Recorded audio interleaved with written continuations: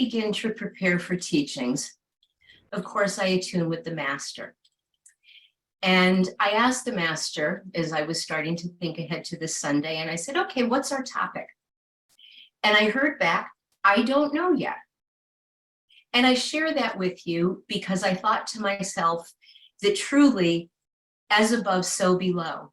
As we collaborate on projects, so the masters collaborate on projects, and I thought, well, okay, I have time. I'm trying to get ahead of things, so be patient and wait to hear what you'd like us to learn about this day.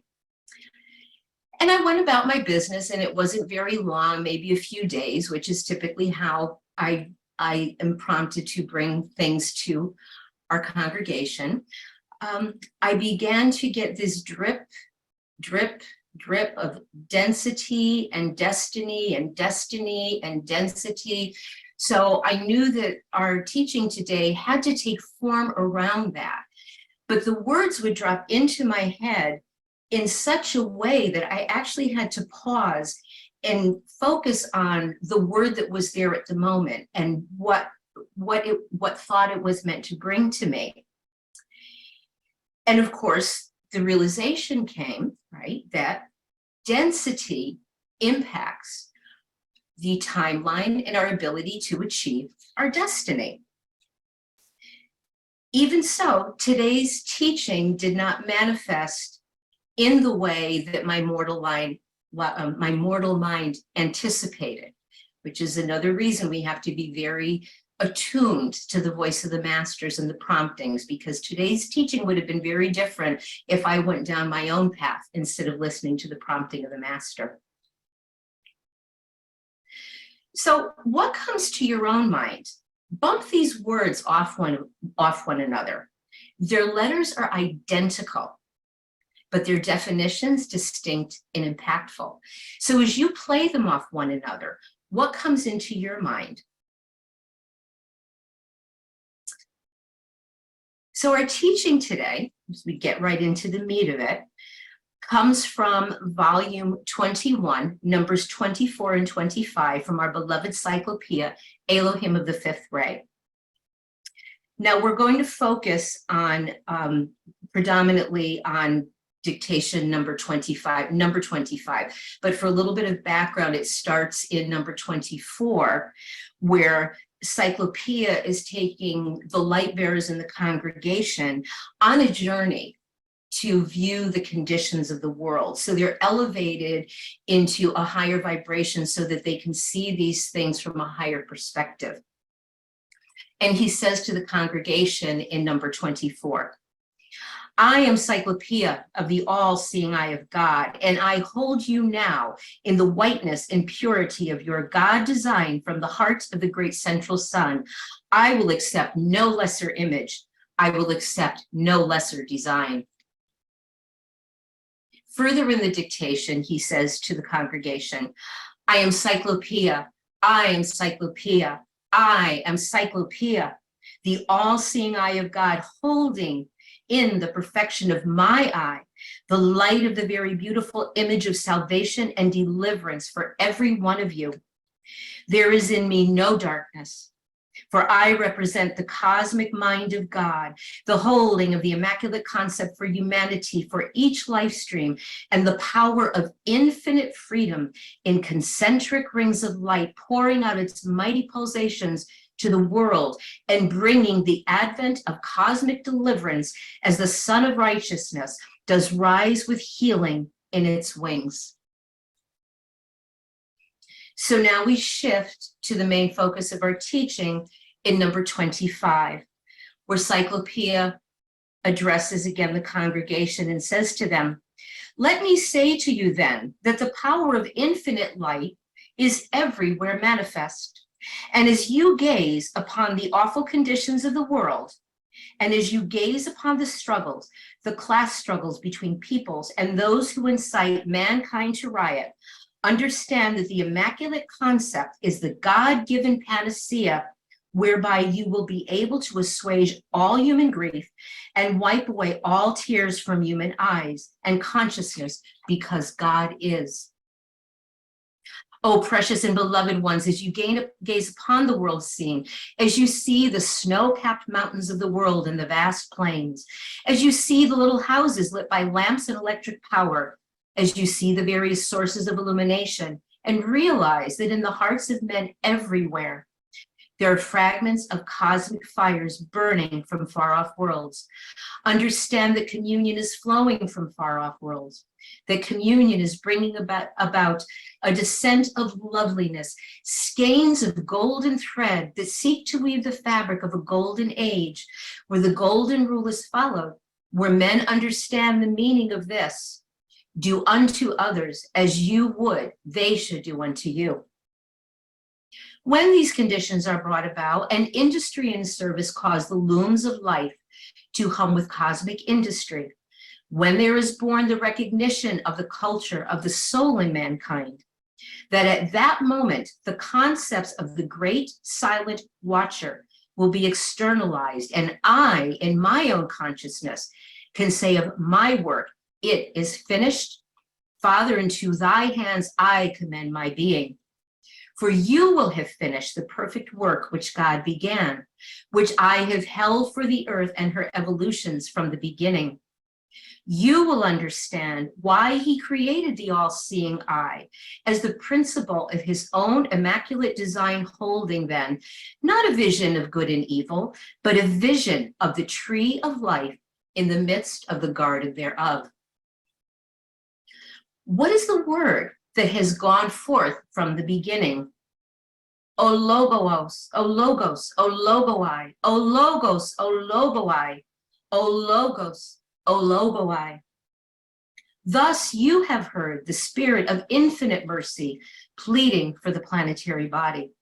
You have heard the spirit of mercy pleading in numerous cosmic languages to the very heart of God to hold back those doomsday concepts which are long overdue to descend upon the planetary body. You will understand then the words of the Christ upon the cross. Eloi, Eloi, lama sabachthani, my God, why hast thou forsaken me? In this hour of cosmic testing, as humanity prepares to pass over the threshold of the year, he's giving this dictation at the end of the calendar year. I want you to know without question that the infinite spirit of the Lord Christ is aware of how mankind have forsaken God. What then is the fiat of the age? It is the fiat of God calling unto mankind. So I'd like to pause here just for a moment, and I'd like you to take a minute, center in your heart, please. And here is I'm going to continue with the words that the Master is giving us. And this is the calling from God to us. And hear deeply. The words are musical, they are poetic, and at the same time, the questioning lament of why his children have forsaken him. What then is the fiat of the age? It is the fiat of God calling unto mankind. O mankind, why have you forsaken me? For I have designed for you only beauty. I have designed for you only the creative essence.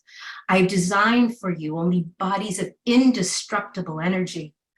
I have designed for you only minds flowing with regeneration. I have designed for you luminous orbs of light moving through planetary stations in space. I have designed for you the angelic host to stand guard while the forces of darkness of the world seek to do you harm. I've designed for you only infinite reaches of cosmic power and God victory. I've designed for you the power of the resurrection so that death cannot hold you bound. I have designed for you communion of souls where every soul may be brought to your feet, even as you are brought to the feet of every other soul to pay homage to the God within. I have designed for you the infinite mountain of life to climb. I have given you the wisdom to climb. I have given you the grace to climb. I have given you the power to climb. I have given you the desire to climb. I have given you all things. And at the summit of your being, I have conferred upon you the crown of life. It awaits your coming. The scepter is there, the sword and the stone. The stone, the dense calcination of the world. The stone, the density of the world. The stone, the density of self. The sword of the spirit, whereby the way can be cleared that leads to the tree of life, where man can pass through the wilderness and stand at the gates of Eden. The great cosmic Eden, whereby the infinite message of all eternity is once again made manifest, where the power of the sacred fire and the breath of the Holy Spirit does descend upon mankind to quicken them in the great fiery passion of the universal Christ, the Lord of all life, and to bring about the ascended master's power in the world of form, whereby there is reformed in the consciousness of humanity the great infinite holy chalice of the sacred fire, the great crystal goblet of life, and where the power of the lost word, once again regained, floods mankind with light. Floods mankind with light, floods mankind with light. And the little children are fed in my name. And the great baskets of life will take up the loaves and the fishes of life produced by the cosmic advent of the cosmic miracle of the infinite word of life, as it brings to mankind the awareness that man can clean escape the density of his form and raise his consciousness into the very sacred fire of heaven.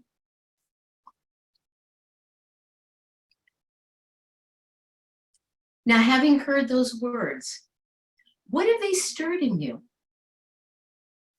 Is this not the lament of a father who has for a time lost us, his children, to the plane of matter and density, a place that we were not intended to linger, but to transcend?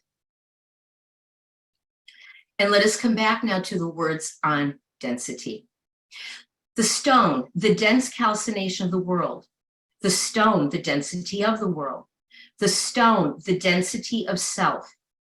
The sword of the spirit, whereby the way can be cleared that leads to the tree of life, where man can pass through the wilderness and stand at the gates of Eden. Now let us consider using the words density and wilderness interchangeably. Let us consider them to be synonyms. Each of us must pass through the wilderness, the density of our karma and the mass consciousness in order to fulfill our destiny, our ascension. So let us think of the passing through the wilderness as the process of purification with the balancing of karma and the passing of our tests and initiations. We need to be purified and acceptable for what God would give us. And now let's think a little bit further about what the literal definition of wilderness is. So definitions from the dictionary have it defined as an uncultivated, uninhabited, and inhospitable region, a neglected or abandoned area, a position of disfavor. Now, if we consider that the master's words are both literal and symbolic, is wilderness not the very definition of our journey here on earth? Oh, certainly there are aspects of joy and beauty, and we seek to seize those and hold on to them. But all we have to do is turn on the news. Many of us walk right out our front doors and we find that inhospitable region, the neglected area, or find ourselves in a position of disfavor among people around us. There is certainly a wilderness of secular ideologies in the world. There is a wilderness of being in consciousness that we are separated from our mighty I Am presence because we've not yet attained the Christ consciousness. And there are many references in the Bible to the wilderness. Psalm 107 reads a portion as follows. They wandered in the wilderness in a solitary way. They found no city to dwell in. Hungry and thirsty, their soul fainted in them. Then they cried unto the Lord in their trouble, and he delivered them out of their distresses. Now let's also remember that the Israelites were made to wander in the wilderness before they could enter the promised land. They wandered for an entire generation. And Jesus went into the wilderness to pray and to fast. Matthew 4 reads, then Jesus was led by the Spirit into the wilderness to be tempted by the devil.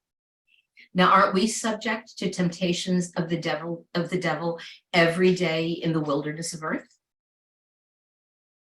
And let's add to this thought the number 40. 40 is a cosmic number. During the flood of Noah, it rained 40 days and 40 nights. The Israelites wandered for 40 years, and Jesus spent 40 days in the desert. Now, a Google search gave me some information on the number 40 in spiritual terms and religious terms, okay? It's mentioned, the number 40, over 150 times in the Bible. And in Hebrew numerology, the number 40 has great significance through the Torah and the Talmud. The number 40 represents transition or change, the concept of renewal, a new beginning. The number 40 has the power to lift a spiritual state.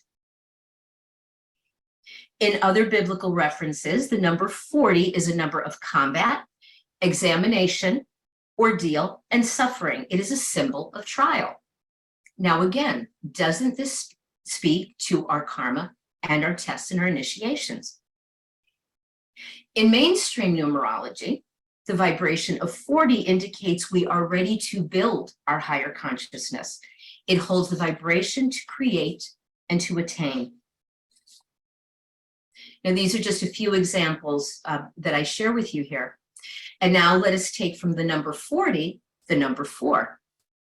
Number 4 has a sense of completeness.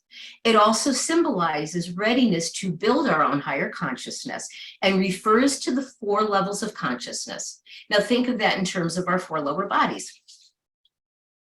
And again, I return to the word of the master. The sword of the spirit, whereby the way can be cleared that leads to the tree of life, where man can pass through the wilderness and stand at the gates of Eden. Now, I believe this speaks to the purification of self, the being in the world and not of the world, the moving through density until we reach our destiny. We're empowered to move it through the gates of Eden into the etheric octaves. And what of the sword? So the answer of the sword is twofold. Certainly, we hasten the balancing of our karma through the use of our decrees and the violet flame to restore the memory of God, the mind of God in our consciousness. And the power of the sword is the word, and yet there is another.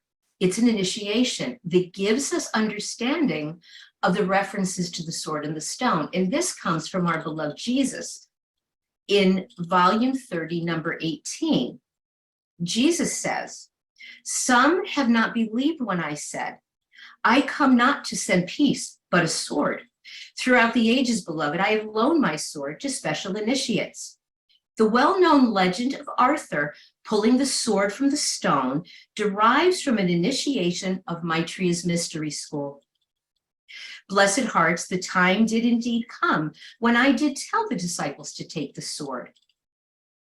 Blessed hearts, I am not an advocate of physical war, but I am fully engaged in the slaying of demons, in the slaying of demons and discarnates who prey upon my own. And I am fully willing to challenge the mighty and their kings and the potentates.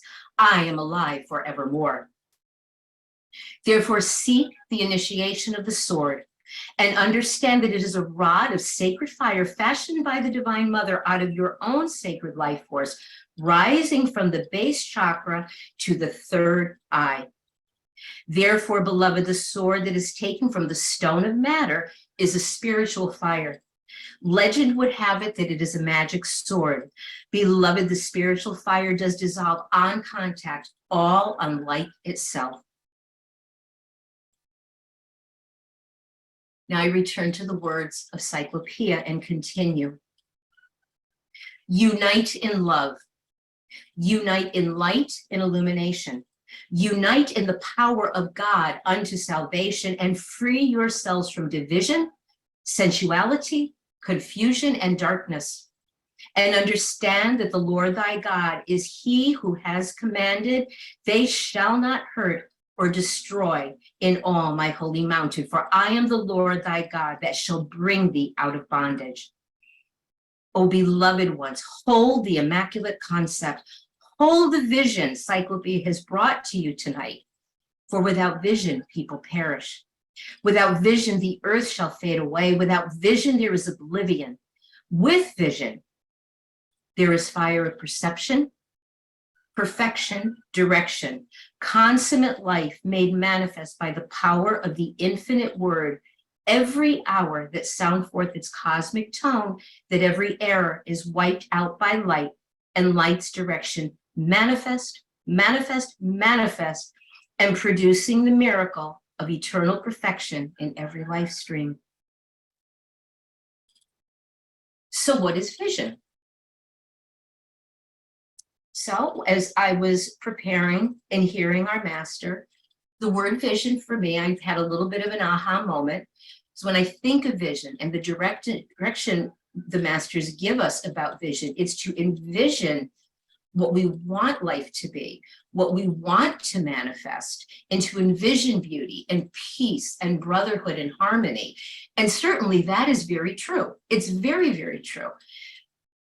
But as I was moving through this, I had a deeper understanding of holding the immaculate concept, and that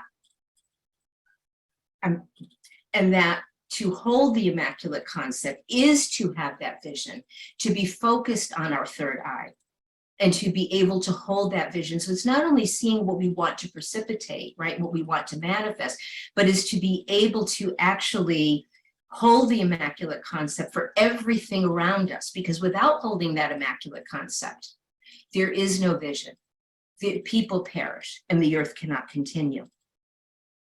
And remember, he said earlier in his dictation, I am Cyclopeia, I am Cyclopeia, I am Cyclopeia, the all-seeing eye of God, holding in the perfection of my eye of light, the very beautiful image of salvation and deliverance for every one of you.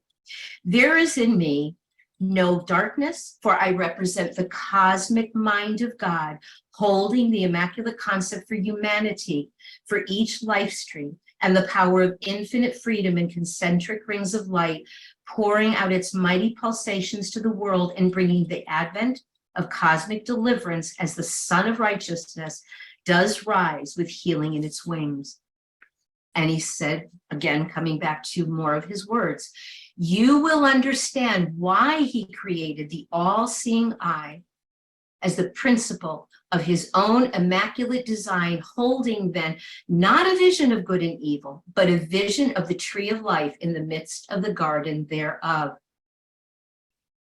And if we turn to the gospel, Matthew chapter 6, verses 22 and 23, the light of the body is the eye. If therefore thine eye be single, the whole body is filled with light. And let us go back to the refrain of our decree from earlier today, 50:05. The refrain to the call to Cyclopeia.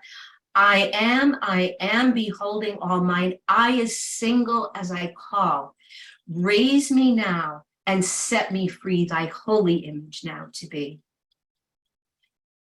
Singular in vision, pinpointed, focused on the tree of life, and seeing only the immaculate design.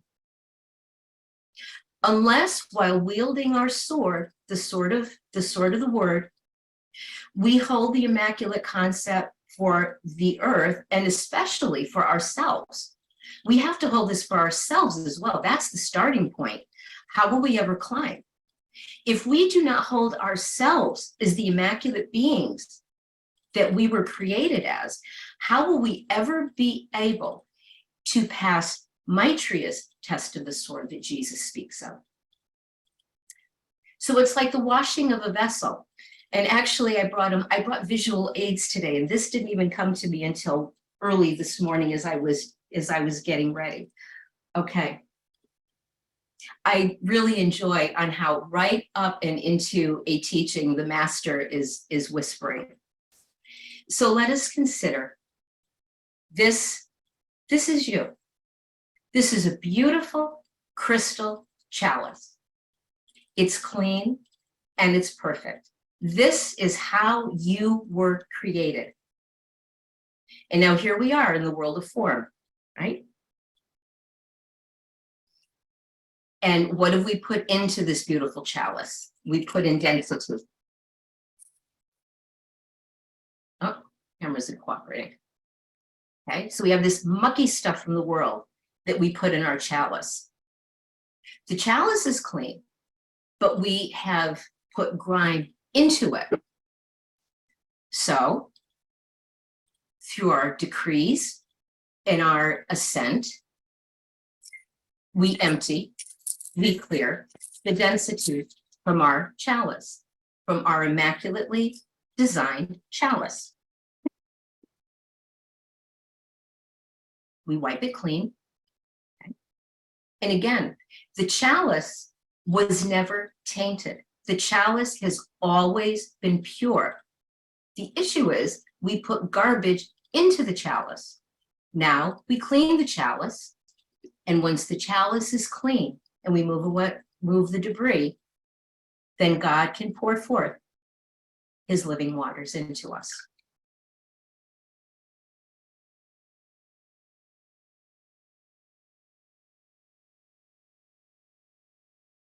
Now I'll come back to our beloved Cyclopeia. In the name of the spirit of the Great White Brotherhood, in the name of the spirit of infinite light, in the name of the fires of perfection, I say, return to your consciousness and bodies and understand that once again, you must inhabit density until you have fulfilled destiny. This is the power of the law. And my heart is o'erflowing with joy, for it is actually his heart, all his own. Would you make your heart his own? Then we will be one. And all that I have said from out the sun will be the God design eternally within, freeing, creating, seeing, deliverance for all. We cut then the knot, the Gordian knot upon the planetary body, and we say in God's name, let it be done. Let freedom rule, for heaven has made its declaration. Now, I was curious. I had actually never heard of the term of the Gordian knot, and maybe some of you have, maybe others of you have not. So I looked to understand what the Gordian knot is. The cutting of the Gordian knot is an ancient Greek legend associated with Alexander the Great in Gordium in Phrygia regarding a complex knot that tied an ox cart. Reputedly, whoever could untie it would be destined to rule all of Asia. In 333 BC, Alexander was challenged to untie the knot. Instead of untangling it laboriously as expected, he dramatically cut through it with his sword, thus exercising another form of mental genius. It is thus used as a metaphor for a seemingly intractable problem, which is solved by exercising an unexpectedly direct, novel, rule-bending, decisive, and simple approach to the problem that removes the perceived constraints. Now, isn't that the very way of the sword and the Immaculate Concept? Simple, direct, and as the masters tell us, it is the sense of struggle. There is no struggle. It is the sense of struggle, the sense of burden that stands in our way. So we cut through with that mighty sword of light, and we cut through with that laser light, pinpointed focus of the all-seeing eye of God. And in closing, our beloved Cyclopeia Bids adieu to the congregation, saying to us all, from the heart of God and the great central sun, I salute you. From the heart of God and the heart of everyone, I salute you. Everywhere I salute you. And everywhere ye are, I am. Parusha. Beloved Cyclopeia, thank you so much for this multifaceted teaching this day on the importance of the Immaculate Concept, the wilderness of being, the density and the destiny that we must overcome in order to fulfill. Thank you so much for coming and being in our midst this day and filling our bodies and filling us with light.